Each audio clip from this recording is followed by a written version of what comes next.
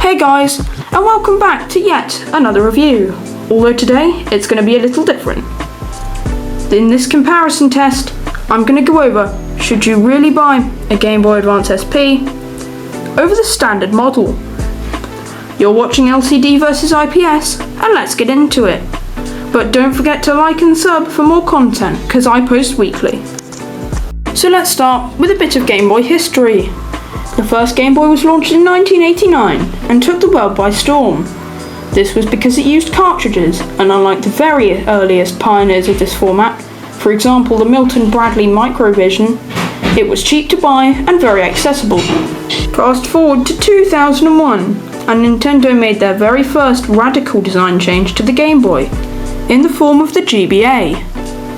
No longer were the cartridges massive, the screen tiny, and the ergonomics all off.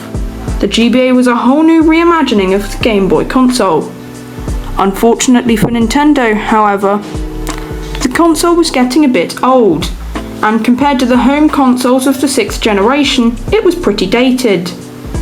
The Game Boy had one last hurrah in 2003, when they introduced the Game Boy Advance SP, which once again changed the Game Boy design and brought in a new folding mechanism to the console. However, only 1 year later, they replaced it with the DS, finally ending the Game Boy range. But thinking about these last two consoles for a minute, what were the differences? Were they worth a whole new version or just a refresh? And more importantly, is it worth upgrading to the so-called Ultimate Game Boy, the Advance SP? So let's take a look at the prices of these two consoles. The standard GBA is obviously much cheaper to buy, but by just how much? Well, it starts on eBay at around £20 to £60, or 26 to 80 USD for my American viewers. However, the GBA SP skyrockets to around £40 to upwards of £100 for the AGS 101 version. I'll go through what that means in a moment. This means that if you want to get the SP, it will set you back significantly more. The SP that I have here came with nothing and still cost £60, whereas the standard model I've got came with 3 games and only came to £40. So, why is it worth so much extra dough? Let's talk upgrades. The GBA came with an unlit screen, no rechargeable batteries, and a fairly large size compared to the Game Boys that came before it, except the original, of course. The SP has both a front-lit screen for the AGS 001, like mine, a backlit screen for the 101, I told you I'd tell you about it, and easily rechargeable batteries, and it's also in much more of a convenient form factor. This may not sound like a lot, but when combined with the console's rarity, its value is definitely justified. Furthermore, whilst they can both play games all the way back to the original Game Boy, the SP brings a whole new feeling to it, as it is one of the very few ways you can play Game Boy games with proper screen lighting on original Nintendo hardware. So let's start playing. I have some original Advance games and Game Boy Color games that I'd like to play on both of these consoles. Starting off, I have a Game Boy Classic. This is Tetris. Console-wise, this is the standard Advance. It really does suck having a non-lit screen. You have to always be near a light source, and I can only really see it through my camera. Tetris Worlds is a really good game on this console because it's like Tetris, but you have a whole ton of different options.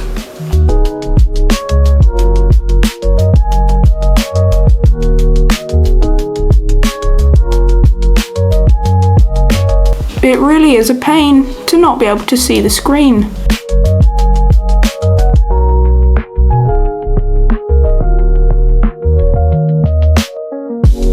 And also, I genuinely am really useless at Tetris. And now on the Advance SP. The speaker on this console actually works. It's not a Game Boy Advance problem, but it is my specific problem on the other one.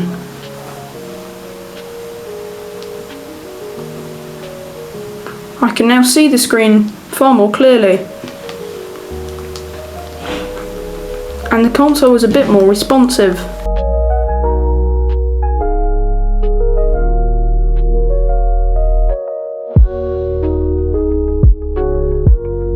As I said, this console has a frontlit screen, so I can just turn it off like this.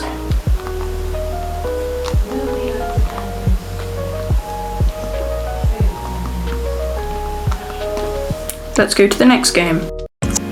Our next game is a classic. This is Mario Kart Super Circuit. This game was brilliant because it was one of the first portable versions of Mario Kart.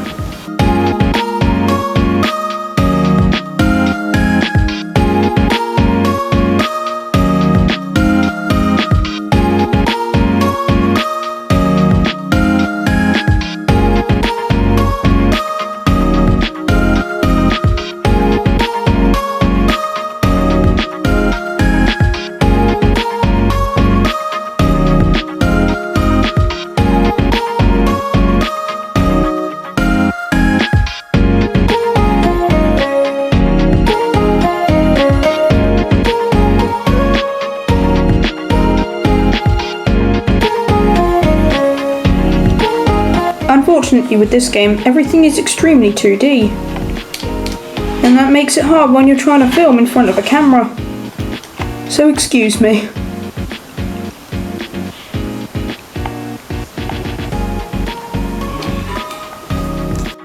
And now, on the SP.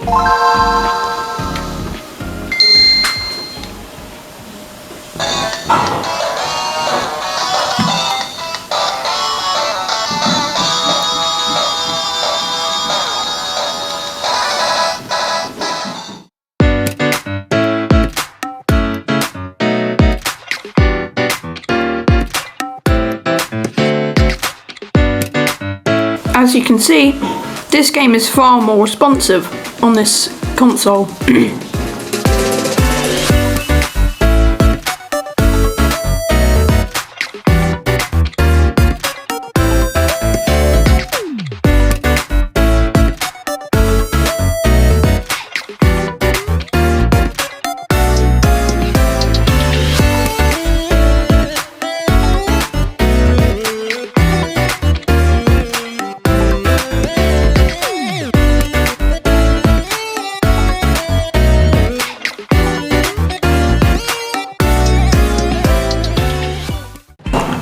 So that's it for GBA games, but we still have Game Boy Color games. I'm going to play one of these games on each console to test their performance. Let's fire them both up.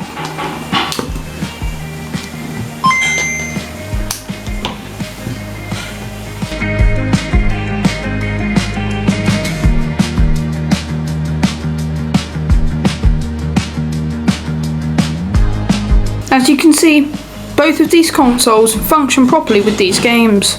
If you want to see playthroughs of either of these games, let me know in the comments. So there you have it, folks.